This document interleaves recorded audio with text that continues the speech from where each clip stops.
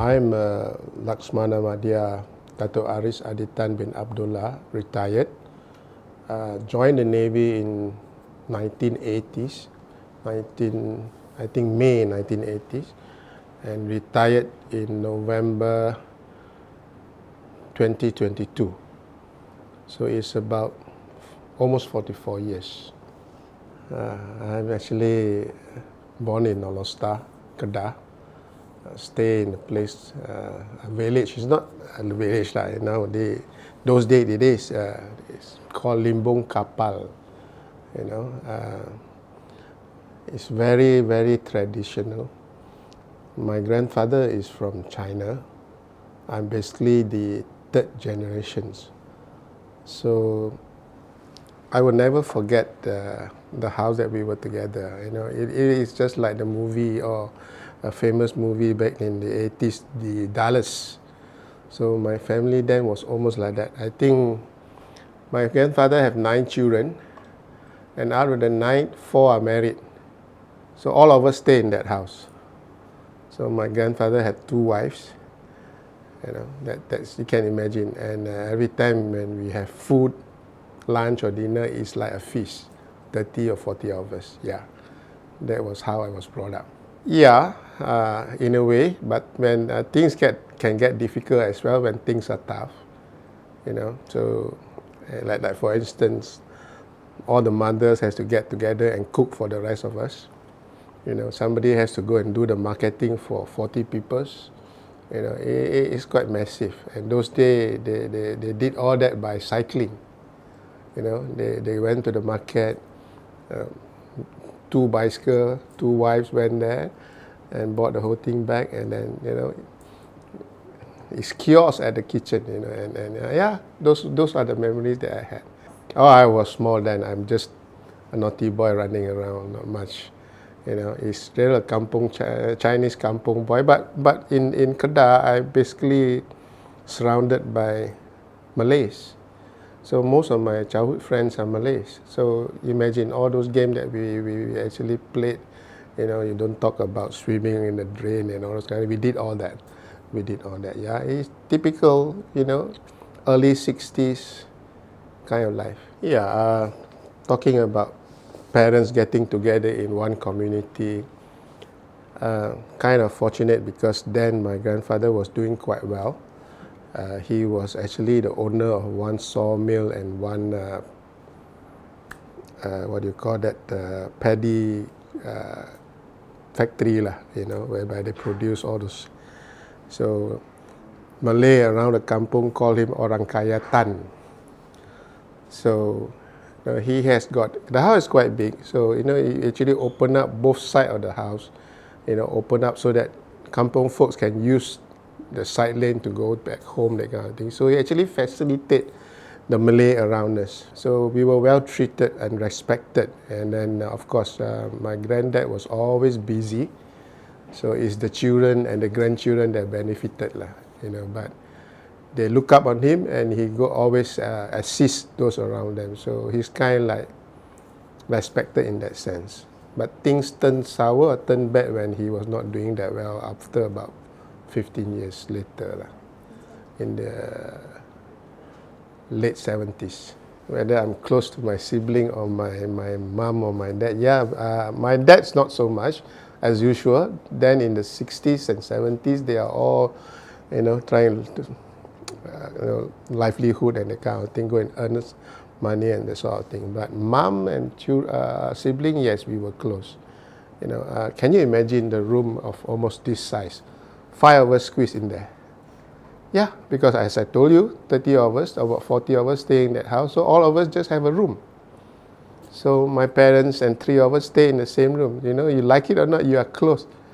And I always believe those who eat together, stay together, sleep together, will stay together. That's how, even until this very day, I do that. So I find excuses, at any opportunity, birthday, anniversary. I'll bring all my children. We dine together, eat together, sleep in the same location, and hopefully we will stay together. Because I've seen so many broken family, among siblings, quarrel. Merajuk, I did not come back, that kind of thing. So I live by that one word in my childhood days. What you mean, before 12 or before 18? Very playful. Yeah. Very playful. Yeah. It was quite sad, I don't know how, maybe it's fated. During my time, when after standard 6, I was from Sekolah Jenis Kebangsaan, from Sekolah Jenis Kebangsaan. So during our time, you are actually sent to a secondary school that is near your house, right? Not your choice. Your parent might want you to continue with a Chinese Kebangsaan or whatever. No. During my time, I have to go through remove class, so I was sent to St. Michael. It's nearest to my home address, not the school that you prefer. And then, so that's how changes the whole perspective of me and my brother. My brother went to the selected school that he wanted, but my time I have to go to the school that is nearest to my home address. And then it make matter worse when you did well in your SRP, they actually select which school that you should go. Then the education policy was tried to kind of balance off the performance of school in that district or in that area. So I was one of the good students, so-called. LCE, I did well. So I was sent to Syed Omar, a Malay school, So that really kind of pushed me to seek for a place in RMC. So I went to RMC from Syed Omar. Imagine if you know Kedah well, is Sekolah Kebangsaan H. It's a Chinese Kebangsaan until standard 6. Then I have to go to a St. Michael, a Christian kind of, until Form 3. When I came out with Form 3 with good result, I have to go to Syed Omar. I stayed in Syed Omar for 3 months only because I got a place in RMC. I went into RMC, I did until lower 6. I decided to join the Navy, and that's it. And I served the Navy almost 44 years. Wow. That's my life. My father and my mom, it just let it be. It doesn't get involved in all. They just follow. They're very law-abiding citizen. We just follow. But not during my brother's time. So my third one is the young girl, so she doesn't have to go through that as well. I'm the unlucky one or the lucky one, whatever. I might seem the most unlucky one, but eventually I think I'm the most, I don't know, I'm just contented with it. Right? So there you are. Standard 6 in a Chinese school, remove class in St. Michael. By the way, if you know St. Michael in Alostar, it's a wooden school, right? It's not brick. It's bad. It's one school that nobody wants to go, and it's famous for being a notorious school. No, that one in Alostar, you never heard of it. No. And then from St. Michael, I went to Syed Omar for 3 months, then into RMC. Straight away, joined the Navy, and that's it. 44 years in the Navy. Very active. Very proud to say that I studied in Royal Military College from Form 3 until lower 6. So in Royal Military College, you have this annual sporting event. We call it standards. There's all 8 events. So you have certain standard that you have to achieve, and then you will get 2 points out of 16. And all through my stay in RMC, I have got perfect score. Wow. And I also a soccer player, basketball player, and I represented states and Royal Military College. So I'm a sportsman, a rounder. In fact, even in the Navy, I play sports every other day.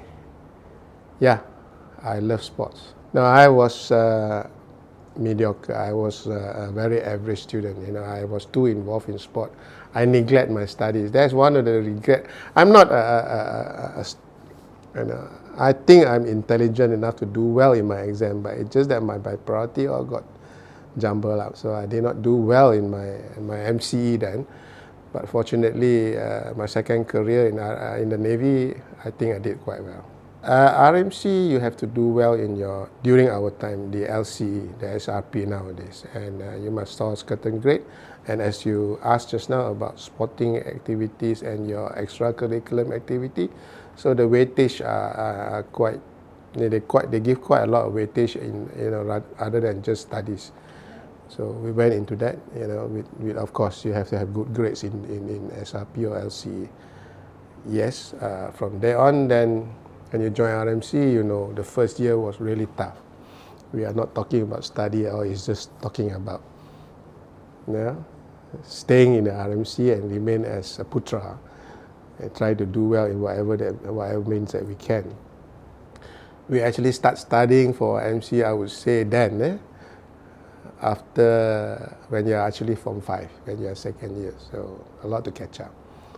Even that, I did not realize that I have to study harder. I was very playful, always involved in sports, and my priority are all jumbled up. So yeah, that's me. Cadet training is really tough those days.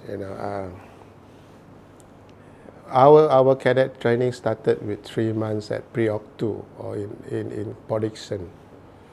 Pre-Oc 2 is tough. It's basically a conversion. If you heard about Hard Knock, converting a civilian to a military guy. So it's very tough. Whatever that you see in Hollywood movie, you can times 10 sometimes. It's tough. And then 3 months in RMC, then we were sent to Lumut base, all right, for our 2 years training.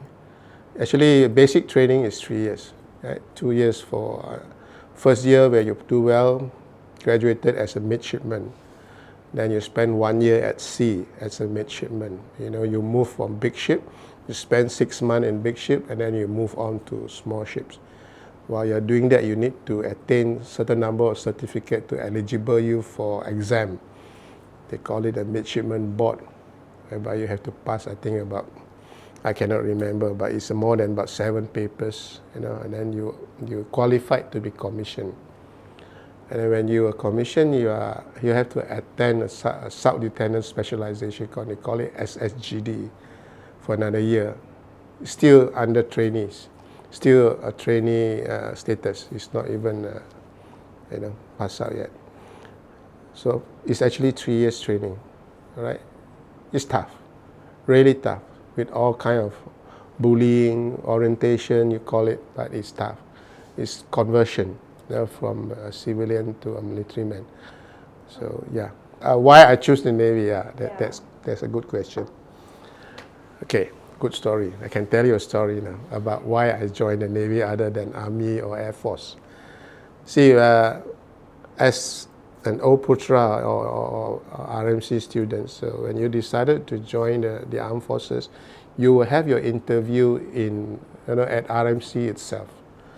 So I had my interview, and by the way, my batch in RMC, I think we have about 150 to 160 of us, right? And all of us are 100% sponsored by the government and 100% military. You have to join the military at the end of our RMC stint. So while I was going through my interview, I could see that all my good friends already joined the Navy. And while doing your interview, you can actually have to go through some aptitude tests whether you're qualified to be pilot. Then a lot of people loves to become flyer and become pilot. So I passed that. So I supposed to go and join the Air Force. But I see those who actually join the Navy are all my good friends, all the Chinese. Not many Chinese in RMC. It's very funny in RMC, right? If it's Muslim guys, you got your service number start with 430, so and so. But if you are Chinese or you are non-Malay, you start with 388. So we always say, so a lot of my 388 friends is already in the Navy. So I'm not racist, I'm just telling you what is it all about. Each and can talk more about that. So I threw away TUDM. Even though I passed my aptitude test, I joined them. But Army was never in the thought at all, because when we were in RMC, we were wearing green all the time. You wear green uniform, and we had enough green. So you either wear white or you join the blues. So I decided to join the rest of the 388. So I joined the Navy. That's the answer for your question. Actually, not really, because I was wearing glasses. I was wearing glasses. I know if I'm not careful, I can't even make it to the executive branch. I might even end up as a logistician. There's another story why I become executive rather than a logistician. I was very fortunate because of my sports. So no, I think out of 3 services, I actually picked the service that I wanted. It was a good decision, I suppose. Come back to the story of why I became an executive, not logistician, because of my sporting abilities. Then my head of school knew that I was very active sportsman. So he himself is an executive and he loves sport. So during the interview or selection of which branch in the Navy that you're supposed to, you wanted to join. So I put up my hand and I wanted to join the logistics because of my glasses. You know what he did? He picked up a curry puff from where he was seated. He threw it to me and I caught it. No, you join the executive. That's it. Even with my glasses. I mean, point me. Point me. Yeah, that's a true story. He threw a curry puff at me and I caught it. No, you join executive. That's his perspective of logistician and executive branch. You know what's the difference between a logistician and executive? In the Navy, logisticians will never make the chief of the Navy. The chief will always have to be from the executive. And logisticians, the branch are not big. They are quite limited in as far as, upgrade or promotion, that kind of thing. So executive actually give you more opportunities and more other specialization. You got a lot of other specialization that you can get yourself into. So there you are. So he thought that is more best suited for me then. He helped me to make the decision, so grateful to him. First 5 or 6 years then, we were spending our time at sea, on board ship. You have to kind of gain your sea leg, to actually be good in what you're supposed to do next. So I would say for the next 5 to, I think in fact I spent the first 6 to 7 years on board ship, changing from one ship to another, changing appointment from one to another. So what is typical life in the Navy? We went by watches. We live by watches. It started with forenoon, afternoon, first dog, last dog, all 7 watches. 24 hours is divided into seven watches. So you're at sea, you keep watch. The ship never sleep. Right? When you do patrol, when you sail, ship never sleep. There will be somebody watching or somebody navigating or somebody doing something, whether it's patrol or ops incline. So that's what we do every day if you are at sea. You look forward to your food and look forward to your rest. Right? From after your food, after your rest, it's all work. That's how it is. So it's very important for officers to keep people occupied and keep them healthy and keep them happy. So that kind of thing. Meanwhile, focus on what you're supposed to do, your mission.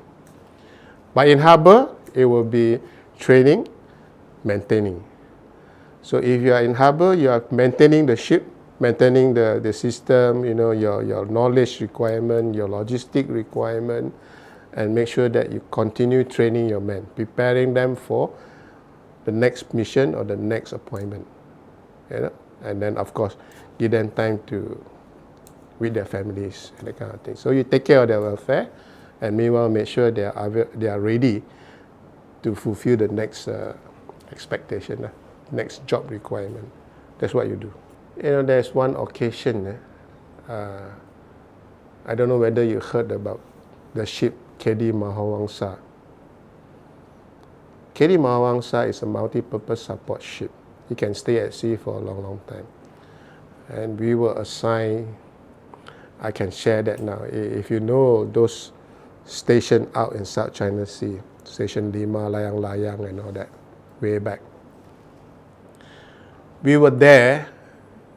You know, a lot of people say that we reclaim this island and all that. Yeah, the Prime Minister, you must reclaim those kind of things. So those guys who actually went and reclaimed that coral reef, we were in that operation.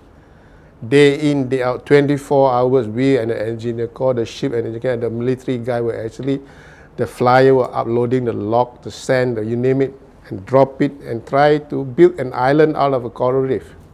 We were there, we were doing that. Can you imagine that? How long it takes us from a coral reef to become an island? We were doing that, right? A lot of us, right? Military is there, engineer was there, so many agencies involved, but we were there. It's 3 months.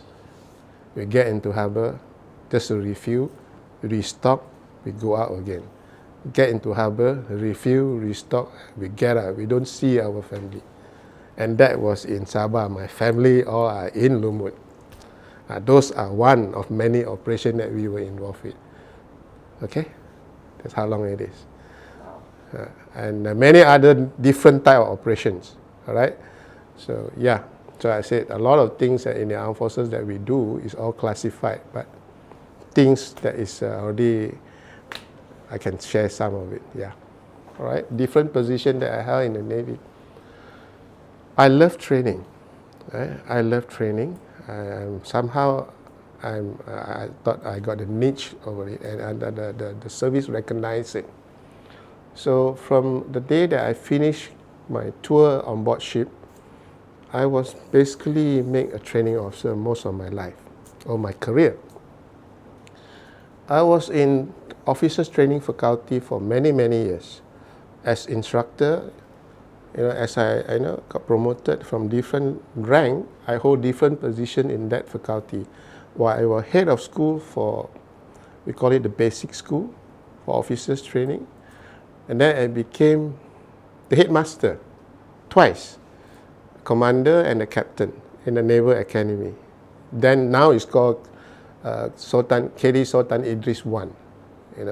So it's actually officer training academy.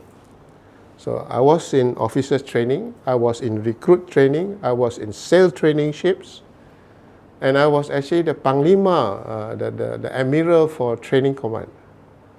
So, and also I was the Defense College Commandant. So that was my training involvement that took quite a number of years.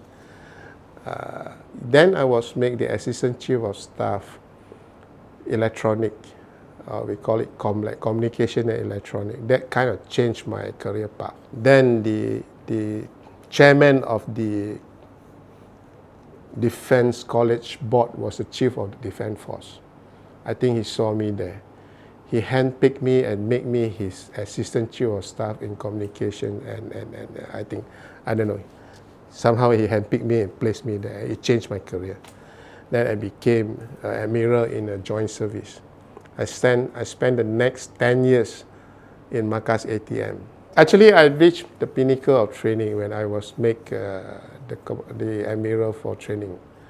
Basically I was in charge of a whole training in the Navy. So that was the highest rank possible in the Navy as training commanders. So I've done that. But until this very day, I'm very passionate about training. Until this very day, I'm so proud to see a lot of my training make it. The number of years that I spent in training, and I meet different people in different batches. So it had got different satisfaction or mission or whatever you want to call it. But yeah, different intake, different individual give you different type of satisfactions or regrets.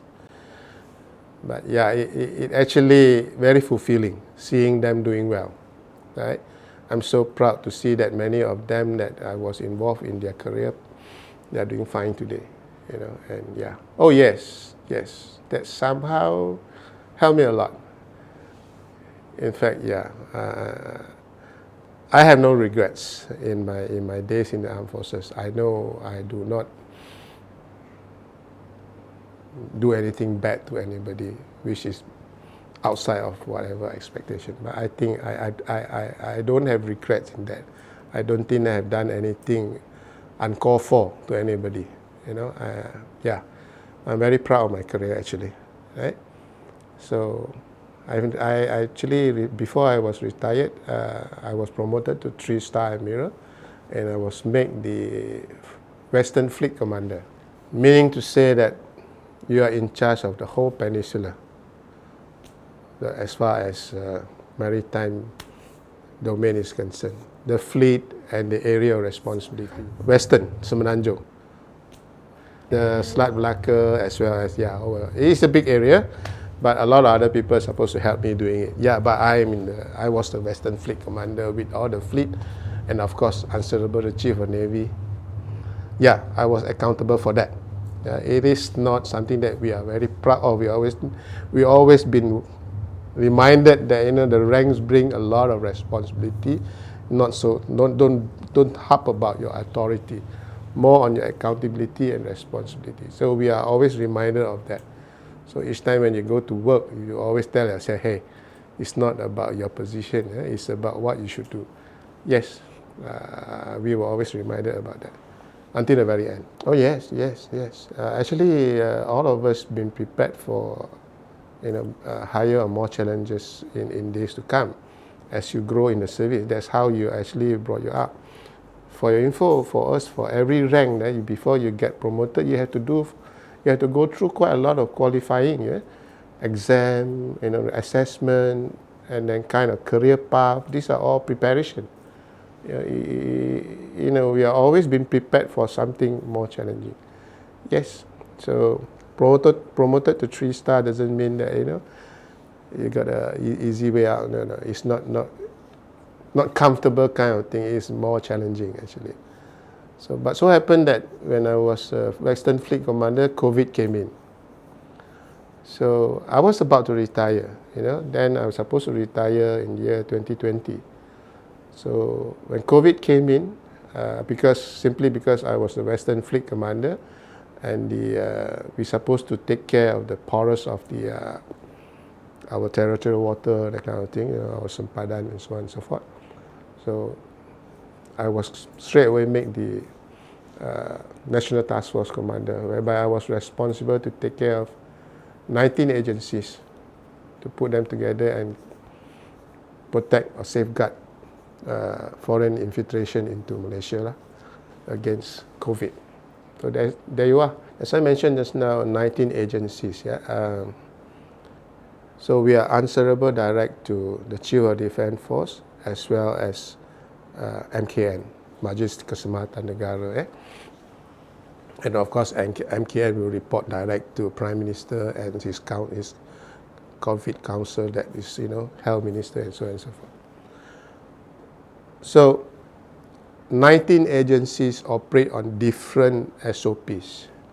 Everybody has got different guidelines. So how you want to gel them as one team, that is the first challenge. So to gel 19 agencies together, you must have a standard operating procedure. Standard operating procedure encompassing communications, operations, so on and so forth. So I need to resolve all this one by one. So I have to look at what I have among the 19 agencies and try to 19 into one. And bearing in mind, as a National Task Force Commander, I do not have authority over the 19 agencies in as far as operation. I have to still go back to the parent unit or the parent organization to assign them. So I created a committee called Command Committee. I get it approved. The Command Committee comprises of the most senior 5 officers in the agencies. So whatever that we decided in the Command Committee, we kind of implement it through that committee. So it's not from me, but it's from the whole committee. So that's how we get things done. All right? And we are fortunate in the sense that then all the 19 of agency are facing the common enemy, a common adversary. So it makes things easy. If you do not have a common objective, then it might be different.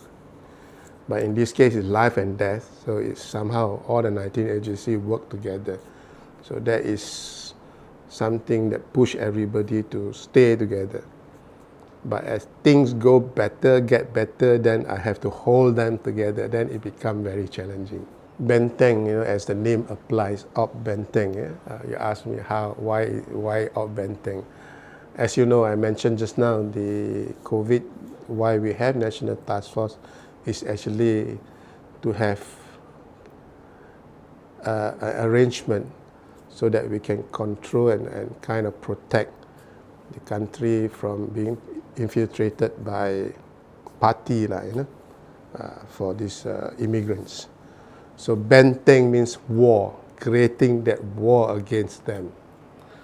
So as you know, the asset on the ground from all the maritime agency is not sufficient to cover the whole area, the vast area that we're supposed to be operating in. So you have to have a way of doing it. So you have to divide the whole peninsula into a few regions, and you have to place platform, and you have to place command and the kind of logistic support in every region. That's what it is all about, involving all the 19 agencies.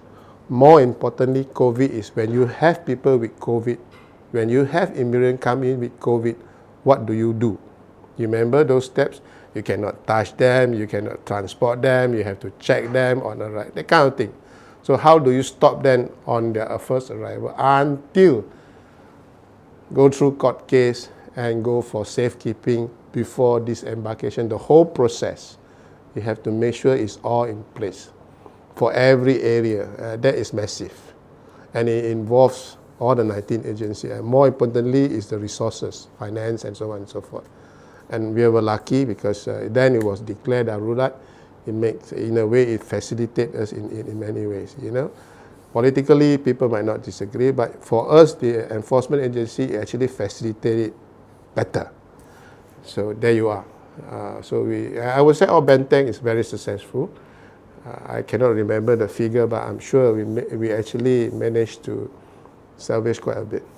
And not only on immigrants, we actually got side benefit out of it, things that we did not supposed to get ourselves involved in. We were able to get cannabis, we were able to get, all this petroleum people trying to smuggle through. So these are not our main core business.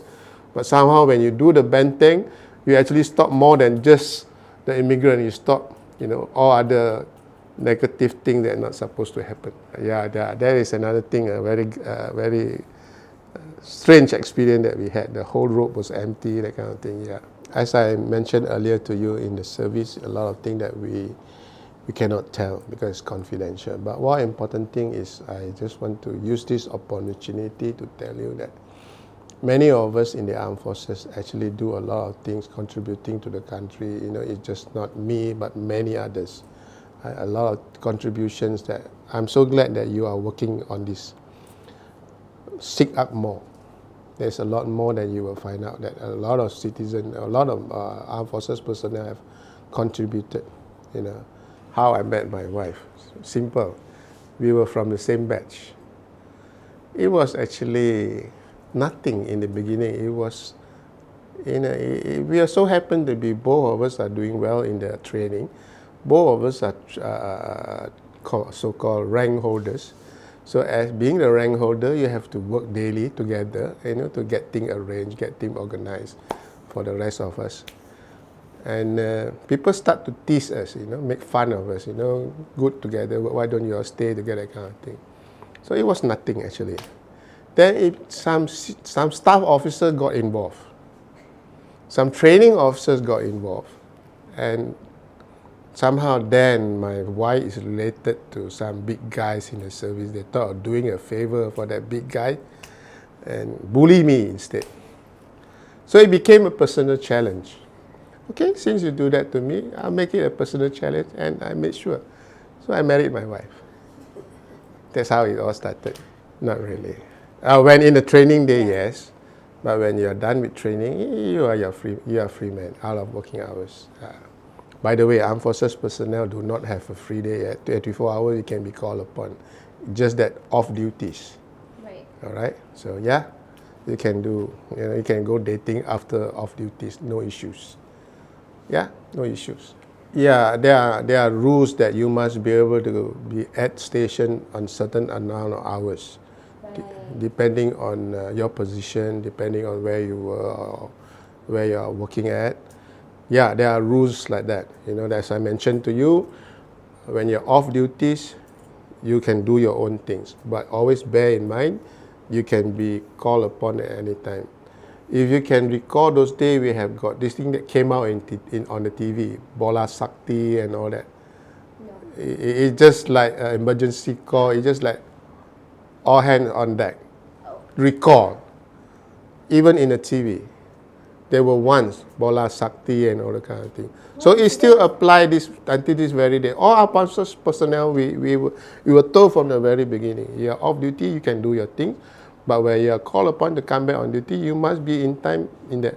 You want to leave the station more than 48 kilometers, there you are. That's the ruling. If you want to leave the station more than 48 kilometers, you have to request, even that you are not on duty. So meaning to say within 48 kilometers all the time. You must be in that radius. It depends on how nasty your boss is like, Yeah, we had that. Yeah, it's sometimes intentionally just to test you, sometimes because of call of duties. Yeah, it's quite normal for us, and sometimes because you thought you need to go and attend. Nowadays you got a lot of husband and wives staying apart because of work commitment, so you tend to go back to the wife or the wife, that kind of thing. But when things happen and you recall, you just have to go back. That one is part of the service. Everybody has to know that you should not have an issue with that. Right? That one we were told from day one. That's why there's this ruling. If you want to travel more than 48 kilometers, you have to request. We decided that she should stop when she served her 11th year. So she retired her short service commission after 11 years of service to kind of give me more freedom in my career and take care of the family, because the children are growing up. I'm fortunate because my wife was one of service personnel before, so she understands the career. It's hard, of course, but it actually, I think some others face a more difficult time than me, I would say. But I'm lucky in the sense that I married one of us, right? So she understands. So so she kind of been prepared for that. So so it worked well. I mean, for her to sacrifice after 11 years to take care of her children, that is more than enough. It's not easy. Right? She has her own degree, and you should just throw everything behind to take care of your children, and you carry on with your career. So what do I kind of reward her? That is some other topics. No, I still the breadwinner. She does all that. Our job at home is defined quite clearly, and she doesn't want me to stay at home. She wants her own privacy. She wants her own time. She don't like to see me doing nothing at home. She was actually the one that chased me out of the house. After trying to stay home for 6 months, they said, no, this is not the way. Anyway, we have a bad experience. As I mentioned to you, my wife's brother is actually somebody in the service. On retirement, I think less than 1 year, he passed. So what he did was, every hour, every prayers time, she would just go to mosque and drive a different car. And that lasted him 11 months, because when we are in the service, when you are in that position, your stress threshold is very high. The moment you retire, suddenly it just collapses from high to nothing. It's actually not good for health. So my wife wanted me to stay on certain stress threshold. So there you are. Hopefully you prolong my lifespan. I don't know, but I cannot stay home for. I tried for 6 months. I cannot. So I came out after. When I retired, I was already 62. So I came back to work after about 6 months. Can you tell us what you're doing now? I'm actually a senior general manager for the company now. It's basically a software house integrating all the systems in the armed forces and whatever. So that keeps me going. Not really. In fact, I have unfinished work. What I'm dealing with is something that I have worked with for some time now. So hopefully I can kind of see it. It was my child, I would say. It's something that, came out from whatever that I've done. So I want to see it through. And this company gave me the opportunity to do that, so why not? I always believe in history. Don't allow history to repeat. So I would advise, before any young fellows involve yourself into any new endeavors or any new adventures, learn about histories. Don't repeat the same thing, the mistakes. So there you are. You must know your forefathers, why things are in place today, how it happened, that kind of thing, so that you can contribute to whatever means that whatever arena that you're getting into it. I think that means more, rather than just jump to it because you feel like doing it. So that's what I can see. People like to make a decision in a spur of moment. It doesn't work that way. You have to evaluate, you have to assess before you commit. That's me. Thank you.